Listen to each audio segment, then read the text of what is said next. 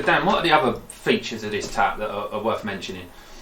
Well, it's a very well made tap first of all, so we've designed it to be serviceable. Okay, so if there are ever any wear and tear items such as the valve, such as the seal, you can do it yourself. Anyone who's got a little bit of DIY savvy can actually take these apart and rebuild them with replaceable parts, with the spare parts we can provide.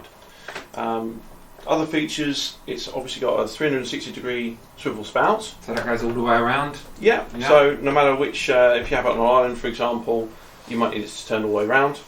The spout's got a good generous reach on it and also a generous height. You know, it's almost the same size as a normal tap, so getting anything under there to fill it, a pan under there to fill it, is not going to cause any problems at all.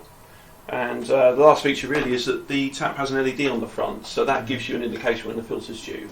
After 6 months that starts to flash, just to give you a little heads up that the filter needs replacing.